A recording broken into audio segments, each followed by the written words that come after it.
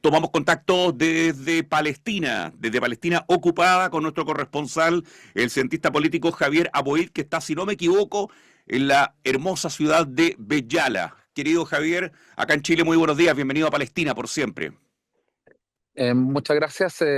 Sí, estoy en Betjare. Para los que nos pueden ver en la plataforma Spotify, lo que está a mis espaldas es la ciudad de Belén, que está completamente conurbada con Betjala. Me da la impresión, como te veo vestido y por el color de tus labios, que hace mucho frío en Palestina en este momento. De hecho, acaba de empezar a llover. Hay frío. Hemos tenido 3 días de temporal, cosa que por lo demás no está mal, por la razón de que este invierno no hemos tenido mucha lluvia caída y por el control que tiene Israel de los recursos acuíferos en Palestina, que se limita mucho cuál es el desarrollo que se puede tener aquí de el agua. Israel básicamente roba el agua de Cisjordania y después la vende a precios bastante altos a los y las palestinos. El tema del agua es un tema central. Y acá, como se puede ver, esto no es un desierto. Acá generalmente cae agua, pero este año, por las razones que algunos podrán decir, el calentamiento global, cambio climático, etcétera, ha habido muy poca lluvia. Ahora, la contraparte, evidentemente, es que con los temporales que hemos tenido en los últimos 3 días, tenemos 1.900.000 personas desplazadas en Gaza, 1.600.000 de ellos viviendo en albergues, pero muchos de ellos lisa y llanamente sin un techo. Gran parte de ellos básicamente en carpas. Esos son los que se conocen como albergues, con la magnitud de la destrucción cometida por las fuerzas de ocupación israelíes. Por ende, claro, uno por un lado se contenta por el uso del agua, pero por otro lado uno se preocupa bastante por la situación de más de 1.900.000 desplazados en Gaza. A propósito de lo que tú dices, yo no sé si lo quiso adornar el presidente de Estados Unidos cuando, junto al criminal de guerra Benjamín Netanyahu, el primer ministro israelí, manifestó esta posibilidad de que los palestinos salgan y que Estados Unidos, de Gaza me refiero, y que los palestinos se vayan a Jordania o a Egipto. Y decía muy suelto el presidente estadounidense que los palestinos tienen que vivir en mejores condiciones. Yo decía, a ver, tienen que vivir no pueden estar viviendo bajo los escombros, acá hay pura mugre, esto lo vamos a arreglar, no pueden estar expuestos. Entonces uno decía, a ver, ¿qué quiere de verdad comunicar Donald Trump, Javier Aboid, desde Palestina Ocupada, aquí en Radio Universidad de Chile? Yo creo que existe más de un elemento a analizar. Es muy probable que el presidente Donald Trump simplemente haya querido lanzar una bomba de humo frente a los escándalos que ha tenido su gobierno en los primeros días de mandato. Eso por un lado. Por otro lado, puede que el presidente Trump realmente quiera el desplazamiento masivo, es decir, la limpieza étnica de 1,5 millones de palestinos en Gaza, como él mismo señaló. Independiente de cuál serio esté el presidente Trump en cuanto a la situación, yo creo que es bastante preocupante, por un lado, de que el presidente de la principal potencia en el mundo esté hablando de la limpieza étnica como una solución, un crimen de lesa humanidad, pero por otro lado también es bastante preocupante los apoyos que ha recibido esta iniciativa de limpieza étnica. Más de un 80% de la población de Israel, según las encuestas en los medios de comunicación israelíes, aprueban la limpieza étnica en Gaza. Y uno puede ver algunos defensores de la ocupación israelí en el mundo también haciendo campaña al respecto, incluso en Chile. Por ende, creo que es importante entender de que lo que está pasando en estos momentos con la propuesta del de, el presidente norteamericano Donald Trump ante un sonriente Benjamín Netanyahu, que es el criminal de guerra perseguido por la Corte Penal Internacional por la destrucción de Gaza, por los crímenes de lesa humanidad ahí cometidos, por haber utilizado la hambruna como arma de guerra. Creo que realmente fue un escándalo para los que realmente creen en un sistema internacional basado en el derecho. Y lamentablemente creo que la comunidad internacional, si bien ha respondido de forma rápida en cuanto a las palabras, no creo que esté dispuesta a tomar acción. Y por ende, una vez más, el pueblo palestino, aquí en el territorio ocupado, se mantiene bajo esa presión. Simplemente agregar de que si es que se llegasen a llevar a cabo el proceso de limpieza étnica en Gaza, cosa que yo dudo, pero si se llegase a llevar a cabo, estamos diciendo que la población en Gaza es quienes están deteniendo las perspectivas de una nueva Nakba, de una nueva catástrofe para el pueblo palestino. Y eso creo que es muy importante, porque si es que se llega a realizar esa limpieza étnica en Gaza, los siguientes somos nosotros, aquí en Cisjordania. Y lo que ha hecho el pueblo palestino en Gaza, con todos los esfuerzos que se han llevado a cabo de forma prácticamente heroica, es frenar esta idea que tiene hoy en día Benjamín Netanyahu y su coalición de gobierno extremista y prácticamente como consenso de la política israelí de que este es el momento donde pueden realmente cambiar la situación sobre el terreno e impulsar una expulsión masiva de palestinos y palestinas desde nuestra patria ancestral. Dos puntos a consultarte. El primero, cuando tú dices que el 80% de la población israelí respalda esta comilla solución que propone para el pueblo palestino en ocupación Donald Trump, yo creo que hay que entender que la población israelí es una población enferma por 20.000 razones, pero no, aquí hay un tema debido a lo que se ha llevado a cabo con Palestina ocupada, algo ocurre sociológicamente en la población israelí, en mi punto de vista. Y segundo lugar, alguien también podría considerar, como lo adorna el presidente de Estados Unidos, que algo de razón podría tener, porque él dice, los palestinos, todos sabemos con un mínimo de pensamiento crítico que esto no es así, pero como él lo plantea, comunicacionalmente puede llegarle a algunas personas cuando él dice, Javier Aboed, es que los palestinos y palestinas están viviendo en pésimas condiciones, merecen una mejor vida, que se vayan a Jordania, y habló más encima, y después lo niega Jordania y Egipto, que se vayan a Egipto, estoy que arreglarlo entero. ¿Me entiendes? A ver, yo no creo que tiene mucha lógica. Yo lo que sí creo es que es una perspectiva bastante racista. ¿Por qué no sacar cuando hay un terremoto en Antofagasta a toda la población de Antofagasta y se la lleva a vivir a Bolivia o a Argentina? ¿Cuál es por qué no se haría, por ejemplo? Los palestinos somos de Palestina, esta es nuestra patria y acá vamos a reconstruir lo que se haya destruido. Pero lo más importante, creo yo, es de que con esto Donald Trump le está dando un premio a Benjamín Netanyahu. Donald Trump básicamente le está diciendo, mire, usted destruyó Gaza con armas norteamericanas, muchas gracias por probar esas armas, ahora probablemente van a vender más armas en los Estados Unidos, y a cambio de eso, ¿usted qué es lo que quiere? Que saquemos a la población de Gaza, lo vamos a hacer. ¿Y por qué? Porque Gaza está al final de la costa, en el levante del mar Mediterráneo, es un lugar hermoso donde se podrían desarrollar bastantes proyectos turísticos, tiene el acceso al gas al frente a bastantes fuentes de gas, por lo demás, al frente de sus costas que no han sido explotados hasta el momento, y quien estén a cargo, en control de esas costas, bajo el derecho internacional, tiene el derecho, el marítimo, tiene derecho a la explotación de esas, del gas. Esto, por lo demás, no es una idea nueva, es una idea no sé cómo se dice en español, el esposo de su hija, El esposo, em, su yerno. su yerno, del señor Jared Kushner, que insisten en traer la lógica digamos, el corretaje de propiedades a la lucha de liberación nacional de un pueblo.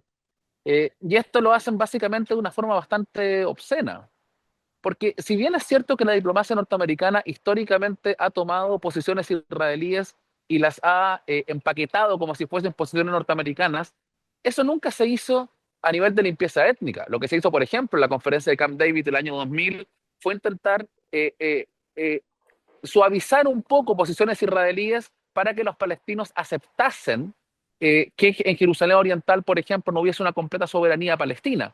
Pero no era una idea para expulsar a la población palestina de Jerusalén.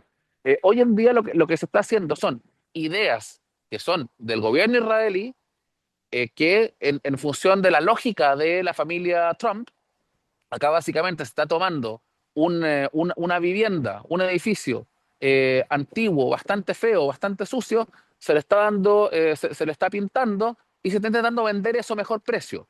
Pero yo insisto, yo creo que lo preocupante acá no es si es que esto se va a llevar a cabo o no, yo personalmente creo que no se va a llevar a cabo por muchas razones, pero creo que lo preocupante es que la lógica de la limpieza étnica ya se ha puesto sobre la mesa como una solución, ya como lo hizo en su anterior mandato el presidente Donald Trump con la lógica de la anexión de territorio ocupado, que también es un crimen de lesa humanidad. Además, estamos dialogando con el politólogo, corresponsal de Palestina por Siempre en Palestina Ocupada, Javier Aboid. En este instante él está en la ciudad de Beyala, en Palestina. Ustedes pueden ver esta entrevista, pueden ver la imagen en nuestra plataforma Spotify de Palestina por Siempre. Además fue muy grotesco todo, porque como el presidente estadounidense, junto al criminal de guerra, primer ministro israelí Benjamín Netanyahu, da a conocer esta situación sin ningún representante de Palestina, porque yo podría entender que el hombre improvisó, se le ocurrió y le consulta, oiga, no sé si está el presidente palestino o alguna autoridad palestina, saben que tengo la siguiente idea, conociendo un poco la personalidad del señor Trump, se me ocurre que no sé qué piensan ustedes, pero lo plantean ahí, las dos personas que han sido representantes de los países que son responsables absolutamente directos del genocidio palestino, sin ningún representante de Palestina. Es una falta de respeto, una falta de dignidad, una falta de, como quien dice, de modales muy fuerte para mí. ¿Y que habría cambiado la falta si es que algún dirigente palestino hubiese No, estado ahí? no, pero por O- bueno, es completamente obsceno, pero no tiene que ver si es que hubiese habido un dirigente palestino o yo no. De hecho, uno de los trascendidos que hay en la Casa Blanca era que incluso los asesores de Donald Trump, la mayoría de ellos no sabían. Se enteraron a través de la conferencia de prensa. Lo notable es que una serie de funcionarios norteamericanos, incluyendo su enviado especial para Oriente Medio, han intentado salir a defender un poco la idea, tratando de arreglarlo un poco. Y después Donald Trump aparece en sus redes sociales básicamente desmintiéndolo y diciendo no abiertamente. Y no solamente de que esto es limpieza étnica, de que Israel cuando se termine esto le va a entregar gas a los Estados Unidos. O sea, es una cosa realmente impresionante. Y en el último post que vi de el presidente Donald Trump, hablaba de que nos van a entregar Gaza, pero no va a ser necesario que haya ningún soldado norteamericano ahí. Entonces, eh, ¿qué clase de lógica estás siguiendo? O sea, yo de verdad creo de que el presidente Donald Trump es un peligro hasta el momento, lo que ha mostrado para el sistema internacional en su conjunto, y tengo el temor de que en Palestina nos quedemos solos una vez más, peleando en contra de eso. Es como ir a ver un partido de fútbol, yo creo, entre un equipo muy poderoso y un equipo muy débil. Y en la gradería está toda la gente que quiere que gane el equipo más débil, pero están callados, no se atreven a apoyar al equipo más débil. Claro, y buscan, y ojalá que el equipo más débil haga un gol, pero, pero se quedan callados, no hacen absolutamente nada al respecto. Yo de verdad creo que la comunidad internacional quiere que Palestina no desaparezca, y yo de verdad creo que les gustaría que haya un Estado palestino, pero al mismo tiempo no están dispuestos a enfrentarse a Donald Trump, a pesar de que ya se han visto algunos elementos, sobre todo en Latinoamérica, donde representantes, particularmente la reacción que tuvo el presidente Lula da Silva en Brasil, donde dice que esto es básicamente un sinsentido, creo que hay ciertos líderes, sobre todo en el sur global, que están dispuestos a generar esa diferencia. uno piensa, claro, Israel siempre reclama su falta de seguridad, su falta de seguridad, su falta de seguridad. Claro, mirándolo desde la otra óptica, también el presidente Donald Trump podría proponerle a la población israelí irse a vivir a Estados Unidos, ¿no es cierto? O hablar con Alemania, también llevar a representantes de Israel a vivir tranquilamente a Alemania, pero eso no se habla, porque insisto, la potencia ocupante de Palestina, Israel, siempre alude a que ellos combaten, sus ataques, todo tiene que ver con su falta de seguridad. Me imagino que en Alemania o en Estados Unidos estarían bastante más tranquilos. A propósito, mucha gente está abandonando Israel, si no me equivoco, todos los días, ¿o no? La verdad, yo creo que los reportes de que la gente está abandonando Israel son exagerados un poco. Hay un número importante de gente que salió después del 7 de octubre del 2023, pero no son los niveles que se dicen en algunos medios de redes sociales, aunque sí, es un número importante de gente. Ahora, claro, el tema es que en general la comunidad internacional ha aceptado parte del discurso, es decir, hablar, por ejemplo, yo lo he visto incluso en algunos comunicados de Chile, dos estados en fronteras seguras. ¿Qué significa fronteras seguras? Fronteras seguras es un concepto inventado por Israel para decir, bueno, nosotros las fronteras de 1967 no son suficientes, necesitamos cambiarlas.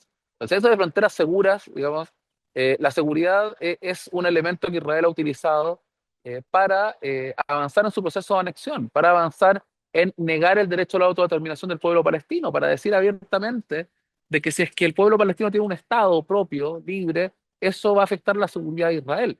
Claro, cuando estás liderando una campaña colonial y vas a un país donde hay otro pueblo y lo quieres colonizar, tienes que lidiar con esa situación. Y entonces, hoy en día, digamos, lo que está haciendo Israel es una vergüenza para la comunidad internacional, pero yo creo que es más peligroso, insisto, que se deje al pueblo palestino luchando solo en contra de principios básicos del sistema internacional. Cuando tú dices dejando al pueblo palestino luchando solo, también incluyes en esto a los países árabes que por lo menos en declaraciones en las últimas horas, a raíz de esta, comillas, propuesta del señor Donald Trump, han sido bastante enfáticos en decir que no la comparten y que no se va a llevar a cabo esto y el Estado palestino, etcétera. ¿Tú lo sientes que también son palabras o están dispuestos a algo más? No, yo creo que los países árabes hasta el momento han tomado un rol impecable al respecto. Y de hecho, hoy en día, por ejemplo, los trascendidos de prensa señalan de que Egipto habría comunicado a Estados Unidos de que en caso de que se lleve a cabo esta acción, el acuerdo de paz entre Israel y Egipto, que es el gran acuerdo de paz de Oriente Medio, el acuerdo de Camp David de 1978, desaparecería. Y eso sería un gran problema para la posición de Estados Unidos en la región y en el resto del mundo. Yo de verdad creo de que hasta el momento la posición de los países árabes, sobre todo liderados por Arabia Saudita, con Qatar, con Jordania, con Egipto, ha sido realmente muy positiva. Pero esto no es un asunto que solamente compete al mundo árabe, son principios de derecho internacional que se están violando flagrantemente. Entonces, este es un momento no para reiterar que se apoya una solución de dos estados, es para tomar acción. Y para que haya una solución de dos estados, tiene que acabar la ocupación israelí. Entonces, ese es el elemento. ¿Por qué los productos de las colonias israelíes continúan siendo comprados en el mundo? ¿Por qué tienen que aparecer una ONG a perseguir a criminales de guerra israelíes que andan de turismo por el mundo y no son los países que asumen esa responsabilidad? Porque hay empresas que se involucran en la ocupación israelí que después, como el caso de INECO en Chile, que vienen acá a destruir la mitad de Peñala con sus túneles y después van a construir el metro en Chile. Entonces, digamos, esa clase de cosas evidentemente que van construyendo un camino, pavimentando un camino, que hace que lo del presidente Donald Trump se convierta simplemente en el crecimiento natural de esta situación. Es decir, no es que Donald Trump haya llegado y haya puesto estas ideas realmente fuera de lugar y criminales frente a la comunidad internacional. Esta es una consecuencia de lo que la comunidad internacional ha tolerado por los últimos 77 años y particularmente de las acciones pro-genocidas de la administración de Joe Biden, que fue su antecesor. Desde Beyala, ciudad palestina, en Palestina ocupada, estamos dialogando con nuestro corresponsal en Radio Universidad de Chile, Palestina por siempre, Javier Abueid. Te escuchaba, te vi en varios medios de comunicación esta semana. Tú habías dicho que hace mucho tiempo no te llamaban los medios. Bueno, esta semana te vi en muchos medios, en Chile y varios otros. Pero si no me equivoco, en un canal español había una profesora de una universidad de Barcelona, si no me equivoco, que hablaba que no había que demonizar a Israel. Y ahí, bueno, tú saliste con todo. Bueno, ahí están las defensas israelíes, que se está demonizando Israel, que no es el camino. ¿Tú crees que se está demonizando Israel? Bueno, yo primero quiero decir que yo salgo bastante en medios de comunicación, pero no de Chile. Simplemente decir No, eso porque hay otros, hay otros países que se preocupan de este tema de forma constante. Pero no en Chile y generalmente no en español, digamos, para hacer la apreciación, para entender un poco cuál es la cobertura que se está dando. No, claro, esa fue una entrevista en TV3, que es la televisión de Cataluña, y pusieron una profesora que se puso a hablar de que no era bueno demonizar Israel y usar términos como genocidio y limpieza étnica. A lo cual yo respondí de que las definiciones de genocidio y limpieza étnica son muy claras y que los principales expertos en el mundo de esos temas, particularmente genocidio, ya han planteado de que esto se está llevando a cabo aquí en Palestina. Pero este argumento de que no se use genocidio, no se use limpieza étnica, no se use apartheid, bueno, ¿qué se puede decir a la situación que estamos viendo? Cuando líderes israelíes dicen no hay ningún civil inocente en Gaza, les vamos a cortar el agua, la electricidad, la comida, ocupan la hambruna como un hambre de guerra y más encima los matan. Eh, ¿Qué clase de definición se puede decir al respecto? ¿Qué es lo que se está buscando? Desde el primer día estaban buscando la limpieza étnica. Hay que recordar cosas que a la gente se le olvida. En las primeras semanas después del 7 de octubre del 2023 se filtró un informe del Ministerio de Inteligencia israelí donde se decía claramente este es el momento para realizar una expulsión masiva de palestinos. O sea, son cosas que a la prensa a nivel internacional se les olvida. Se les olvida reiterar que Benjamín Netanyahu es un criminal de guerra buscado por la Corte Penal Internacional. Hablan de estas ideas de Donald Trump como ideas, como desplazamiento. Es limpieza étnica, ¿por qué no se puede decir abiertamente? Y la limpieza étnica no es algo nuevo en Palestina. Israel nació en base al terrorismo y a la limpieza étnica en 1948. Entonces, claro, ahora tenemos una población aquí en Cisjordania, de donde estamos hablando, muy atemorizada de que lo que sucede en Gaza vaya a suceder acá.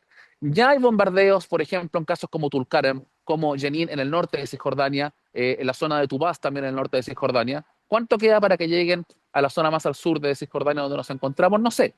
Pero mientras la comunidad internacional se mantenga de esta forma y estos pseudoanalistas quieran proteger a Israel diciendo es que no se demoniza, sino demonizar a Israel. Israel comete genocidio, Israel comete limpieza étnica, Israel tiene un sistema de apartheid en curso. Esa es la realidad. A pesar de que hayan gente que insista en que no hay que cortar relaciones con las universidades en Israel porque allá hay gente que le gusta el progresismo o que hay una sociedad israelí que está buscando alternativas a Netanyahu, sobre el terreno el 80% de la población israelí está a favor de la limpieza étnica. ¿Y sabes cuál es el 20% restante? La Ujú. población palestina que vive en Israel. Javier, ¿cómo está el tema de esto que, a propósito, se habla de rehenes y de presos? Los rehenes son los que tiene capturados Hamas después del 7 de octubre del 2000, y los presos son los palestinos. ¿Está bien para ti esos conceptos de se intercambiaron los rehenes y los presos? Yo creo que hay una discusión legal interesante ahí. Punto uno, cuando se dice que hay presos palestinos, se asume de que probablemente son criminales que fueron pasados por una corte y que fueron juzgados. Hay que decir que las cortes militares israelíes no tienen ninguna base de estándar internacional cuando se habla del derecho. Es más del 98% de los casos que llegan a las cortes militares israelíes se juzgan como culpables. Entonces, básicamente, sentarse en esas cortes y ser culpable de inmediato. Muchos de los jueces, por lo demás, ni siquiera son abogados. Son soldados que los ponen ahí a resolver el tema. Y según la legislación israelí, mucha de la gente que está en las cárceles israelíes es gente que no ha cometido ningún delito, o que por lo menos no se dice que ha cometido un delito. Está ahí, llegan a sus casas, los detienen, no se les dice por Nada. qué razón, no se presentan cargos, lo que se conoce como detención administrativa, y se pueden mantener por años en las cárceles de la ocupación israelí. Yo podría ser detenido de esa forma, cualquier persona podría ser detenido de esa forma. Entonces, eso por un lado. Por otro lado, claro, hay una discusión legal en el sentido de que eh, uno si es que va a una base militar israelí y captura a un grupo de soldados, se le pueden llamar rehenes. Eh, Ahora, claro, también en la acción que se llevó a cabo el 7 de octubre hubo civiles que fueron afectados. Y yo personalmente creo que desde un punto de vista moral, nadie puede justificar el tomar ancianos o niños eh, de cualquier forma, se le llamen rehenes, se le llamen prisioneros, se le llamen capturados, lo que sea. Pero yo de ver, pero yo creo claramente que con la cantidad de también niños que tenemos en las cárceles de la ocupación, mujeres que tenemos en las cárceles de la ocupación, ancianos en las cárceles de la ocupación israelí, yo creo que el uso de esa terminología de cierta medida ha ayudado a humanizar por un lado a los israelíes y a deshumanizar a los palestinos. Acá toda la gente que tiene que estar en sus casas, y yo creo que nadie más que el pueblo palestino puede entender la necesidad de que la gente no se les saque desde sus casas y se les lleve a otro lugar y que a esa gente se le tiene que respetar la dignidad en todos sentidos. Pero claro, se usa mucho el tema de prisioneros versus rehenes, dando cierta legitimidad a las cortes israelíes. Yo quiero decir, para concluir solamente una cosa, Israel se dice una democracia, pero en la última resolución de la Corte Internacional de Justicia, hace unos meses atrás, sobre la ocupación israelí, se reconoce que acá hay un régimen de apartheid. Entonces, ¿cómo se puede reconocer la legitimidad de las cortes de un régimen de apartheid?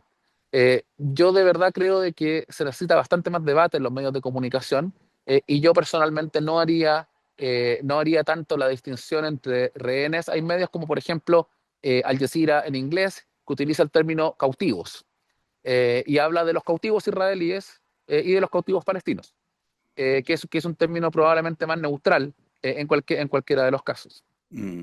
Javier, ¿en qué va el tema de los cautivos palestinos? A propósito, y de los cautivos, vamos a usar ese término, y de los cautivos israelíes, ¿en qué va todo eso? Además, había una figura de la política palestina que tú decías que hay una posibilidad de que esté entre las personas liberadas, de apellido Barghouti, que es un político, el que tiene mayor adhesión en el pueblo palestino. ¿En qué va eso?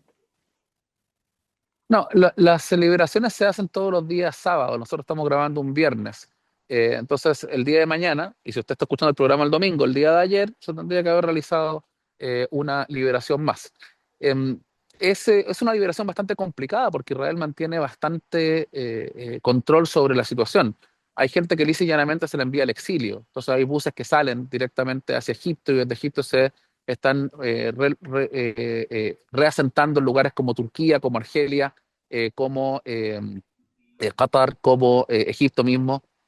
Y eso, digamos, es bastante doloroso. Incluso familiares de los detenidos palestinos, de los cautivos palestinos, que han intentado salir del país para poder ir a ver a sus familiares después de tantos años, no se les ha permitido salir por parte de las fuerzas de ocupación. Incluso en un caso, un hermano de un prisionero fue detenido mientras intentaba salir del país. También nos encontramos con otras situaciones bastantes donde los familiares de los detenidos han sido amenazados de que no pueden realizar ninguna celebración en la llegada de sus familiares. Y estamos viendo también cómo Israel se ha encargado de torturar llanamente a los palestinos que van a ser liberados. Estamos hablando, por ejemplo, como voy a poner está haciendo algo de eso,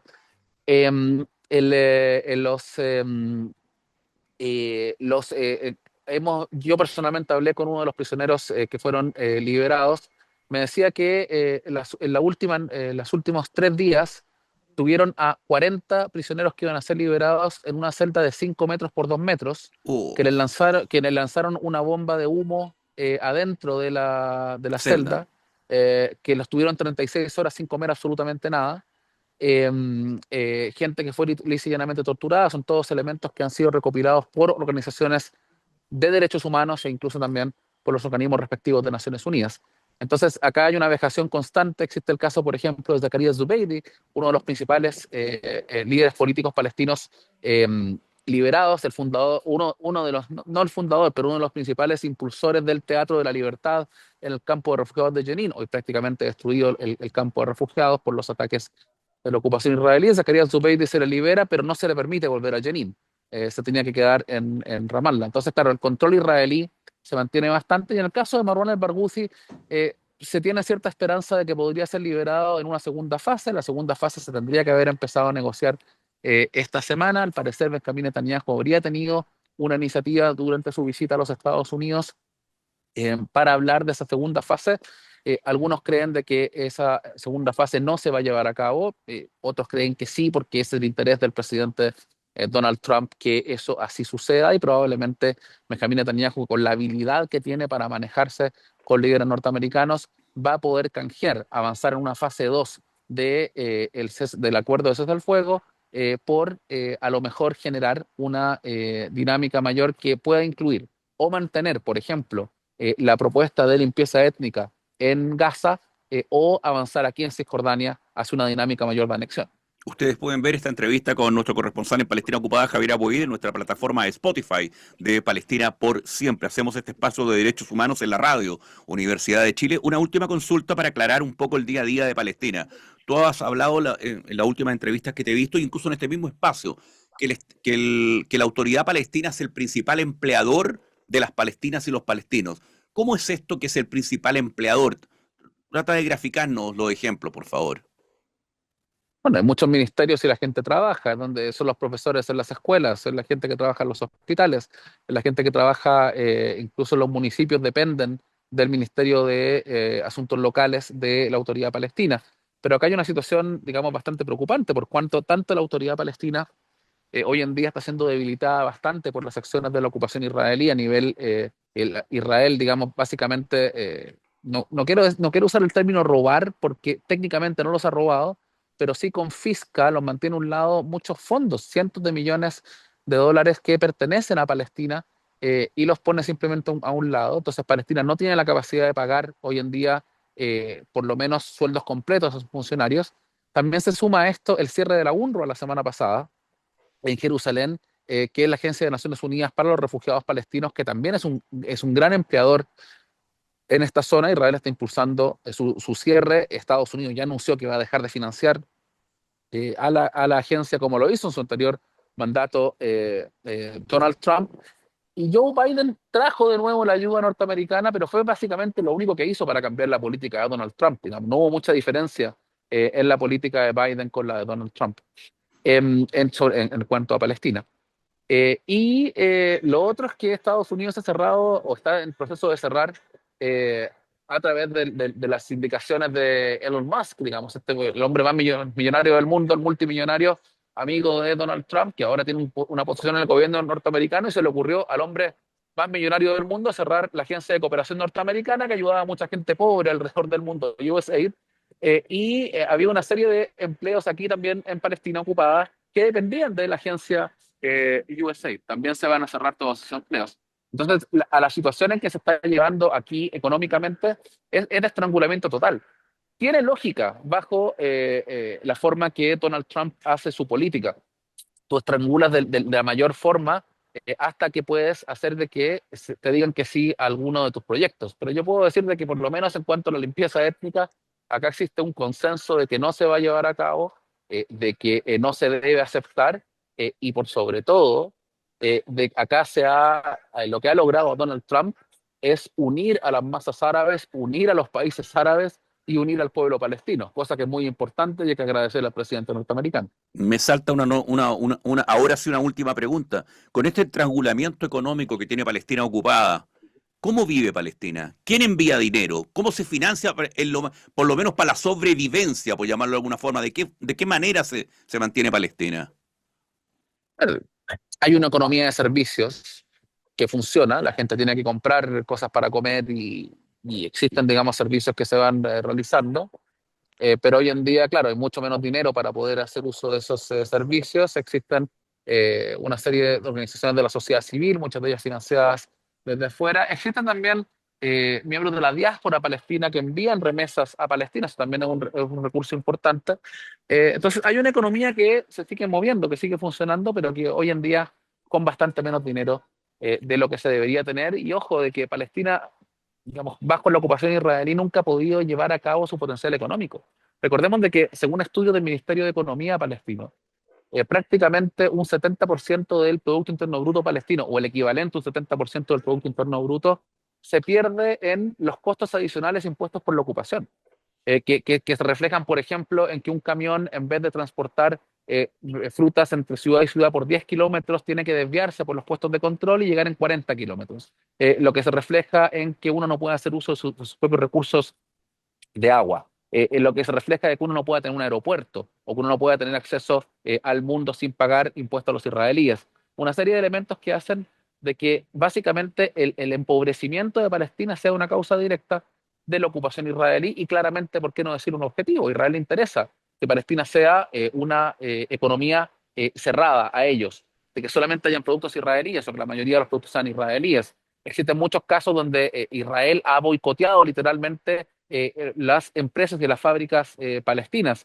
Cuando una granja de champiñones en el Valle del Jordán pudo competir a los champiñones israelíes en Palestina y quitarles el mercado, a esa fábrica o esa empresa de champiñones se les empezó a negar el ingreso de los productos como ingredientes mínimos que necesitaban traer desde Holanda hacia Palestina.